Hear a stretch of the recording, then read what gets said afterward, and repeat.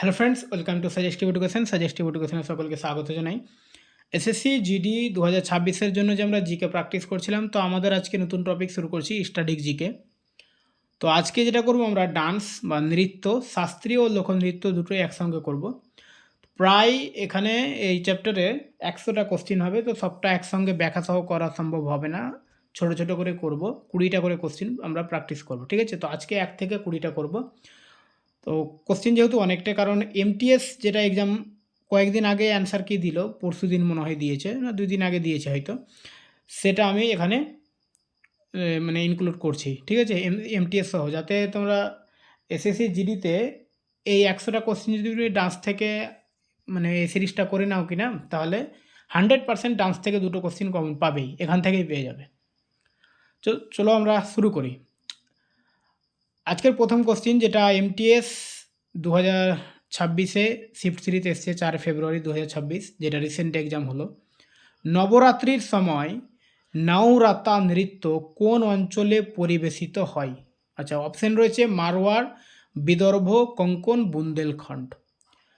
তো যেহেতু এটা পরশুদিন অ্যান্সার কি রয়েছে কিনা, তো আমি শুধু এখানে অ্যান্সারগুলো নিয়ে এসেছি, সবটা ব্যাখ্যা এখানে মানে করতে পারিনি আর কি, করা সম্ভব হয়ে ওঠেনি। তো এটা অ্যান্সার হবে বুন্দেলখণ্ড, কোনোটা ব্যাখ্যা এখানে যুক্ত করেছি, ঠিক আছে?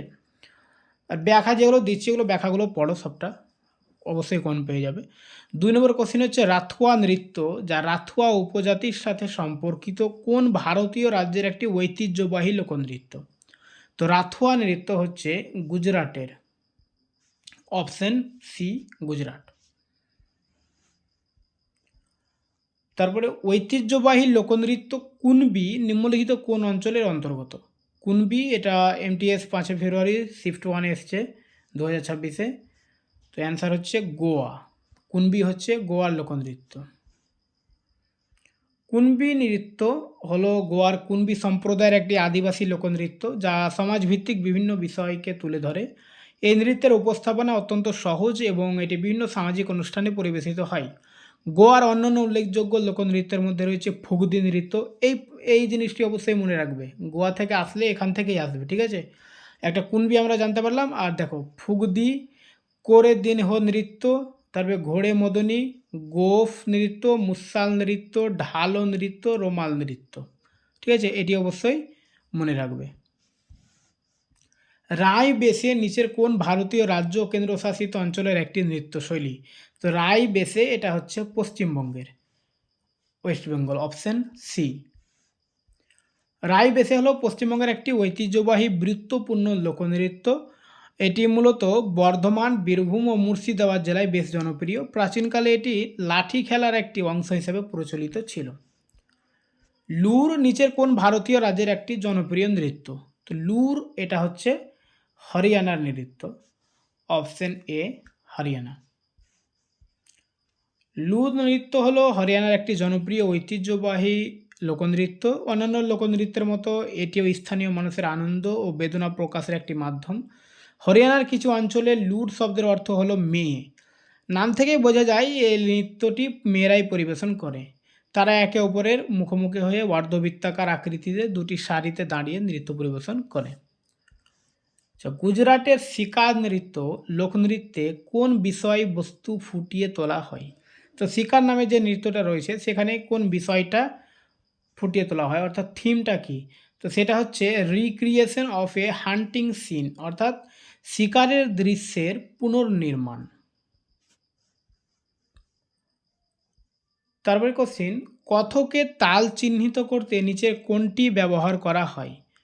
তো কথকে তাল চিহ্নিত করতে ব্যবহার করা হয় তবলা ও পাখওয়াজ, অপশন এ তবলা ও পাখওয়াজ।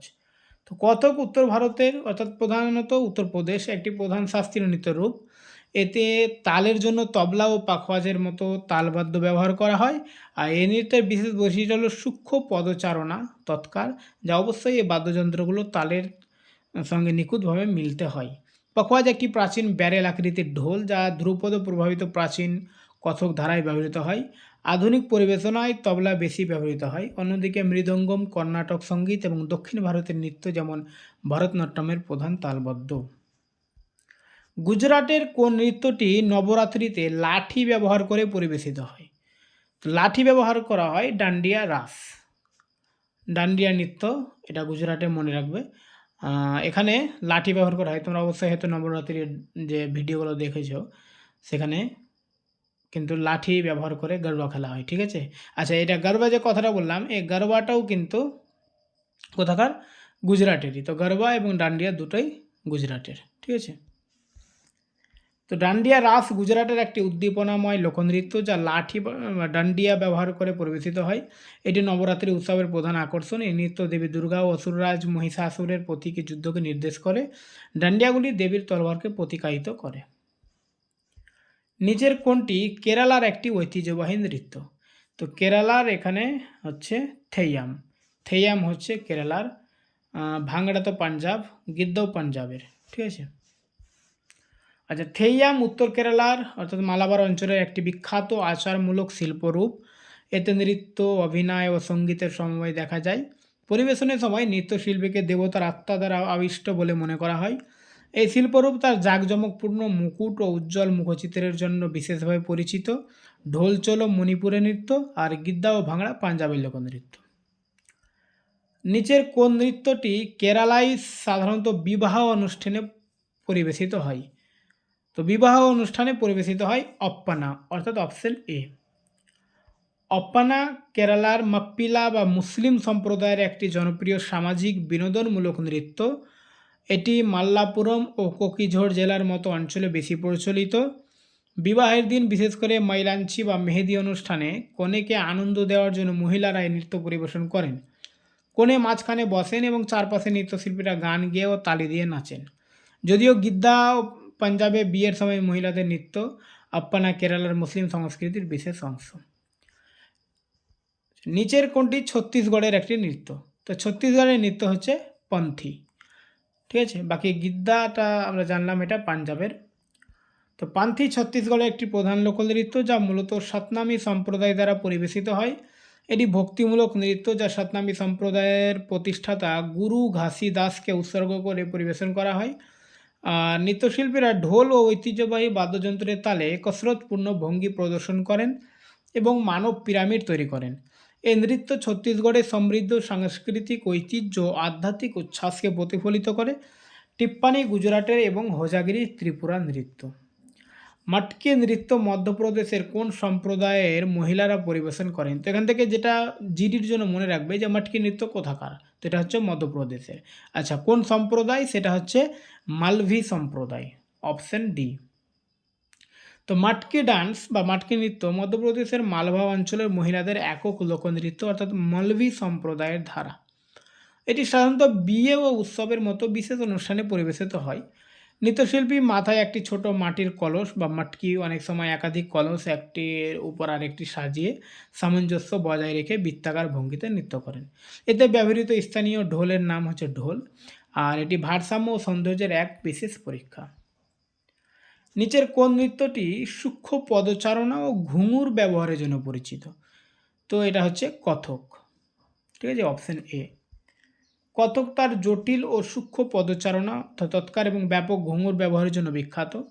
একজন কথক নৃত্যশিল্পী প্রতিটি পায়ে 100 বা তার বেশি ঘুঙুর পরেন এবং এমন নিখুঁত নিয়ন্ত্রণে তা ব্যবহার করেন যে কখনো এই একটি মাত্র ঘণ্টার শব্দ, আবার কখনো বজ্রধ্বনির মতো শব্দ সৃষ্টি করতে পারেন। এই নৃত্যে তালের জটিল বিন্যাস ও চক্র বিশেষ গুরুত্ব পায়। যদিও অন্যান্য নৃত্যেও ঘুঙুর ব্যবহৃত হয়, পদাঘাতকে প্রধান গল্প বর্ণনা ও তাল রক্ষার মাধ্যম হিসেবে ব্যবহার করা কথকের বিশেষ বৈশিষ্ট্য। মহারাষ্ট্রে কোন লোকনৃত্যটি উদ্দীপনাময় ভঙ্গি ও ধর্মীয় গুরুত্বের জন্য পরিচিত? তো এটা হচ্ছে ধাঙ্গারি গাজা, অপশন এ। ধাঙ্গারি গাজা মহারাষ্ট্রের ধাঙ্গার বা পালক সম্প্রদায়ের একটি উদ্দীপনাময় লোকনৃত্য, বিশেষত সোলাপুর জেলায় প্রচলিত। এটি তাদের দেবতা বিরুবাকে সন্তুষ্ট করার জন্য পরিবেশিত হয়। নৃত্যশিল্পীরা ঐতিহ্যবাহী পোশাক, ধুতি, আঙ্গারখা ও রঙিন পাগড়ি পরে ঢোল বাদকদের চারপাশে নাচেন। এ নৃত্য চারণভূমি ও রাখালের প্রকৃতির সঙ্গে সম্পর্ককে তুলে ধরে। লাবণী ও উদ্দীপনাময়, তবে তা অপেক্ষাকৃত ধর্মনিরপেক্ষ এবং সামাজিক ব্যঙ্গ আবেগ প্রকাশের জন্য পরিচিত। গরবা ভারতের কোন রাজ্যের বিখ্যাত লোকনৃত্য? এটা আগে বললাম, গুজরাটের। তো এটা আর ব্যাখ্যাটা পড়ছি না। মোহিনীঅট্টম হচ্ছে কেরালা, সবাই জানো এটা, মানে বিশেষ করে খুব রিপিটেড কোশ্চেন আর কি, ঠিক আছে। মোহিনীঅট্টম হচ্ছে কেরালার। আচ্ছা, তারপরে হচ্ছে নিচের কোনটি অন্ধ্রপ্রদেশ শাস্ত্রীয় নৃত্যরূপ? কুচিপুড়ি, ভরতনাট্যম। এটা তো জানো, কুচিপুড়ি হচ্ছে অন্ধ্রপ্রদেশ, ভরতনাট্যম তামিলনাড়ু, কথাকলি হচ্ছে কেরালা, ওডিসি ওড়িশা, ঠিক আছে। আর এখানে দেখার দরকার নেই। সাত্রিয়া হচ্ছে আসাম। আর তারপরে হচ্ছে নিচের কোন নৃত্যটি সঙ্গীত নাটক একাডেমি দ্বারা শাস্ত্রীয় নৃত্য হিসেবে স্বীকৃত নয়? আচ্ছা, শাস্ত্রীয় নৃত্য হচ্ছে টোটাল 7টা রয়েছে, ঠিক আছে। 7টা মনে হয়। এখানে মণিপুরি, কত্থক, মোহিনীঅট্টম এগুলো শাস্ত্রীয়, আর যক্ষগানটা হচ্ছে কর্ণাটকের একটা লোকনৃত্য। হুম। আচ্ছা, এখানে দেখে নাও, শাস্ত্রীয় নৃত্য হচ্ছে 8টা, আমি 7টা বলছিলাম, 8টা হবে, যেগুলো হচ্ছে ভরতনাট্যম তামিলনাড়ুর, কত্থক হচ্ছে উত্তরপ্রদেশ, কুচিপুড়ি হচ্ছে অন্ধ্রপ্রদেশ, ওডিসি হচ্ছে ওড়িশা, কথাকলি কেরালা, মোহিনীঅট্টম কেরালা, মণিপুর, আর সাত্রিয়া হচ্ছে আসাম, ঠিক আছে।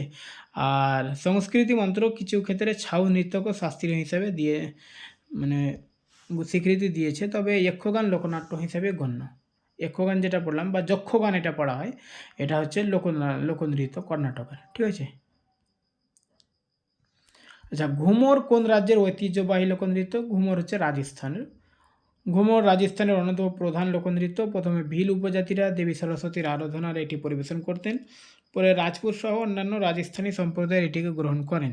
এই নৃত্যে মহিলারা ঘাগরা নামে ঘূর্ণায়মান স্কার্ট পরে নাচেন। ঘুমর শব্দটি ঘুমনা বা ঘোরা বা পাক খাওয়া থেকে এসেছে। রঙিন ঘাগরার ঘূর্ণনই এই নৃত্যের প্রধান আকর্ষণ। তো আজকে এই পর্যন্তই, এরপর আমরা বাকি কোশ্চেনগুলো নিয়ে আসবো। ওকে, থ্যাংক ইউ।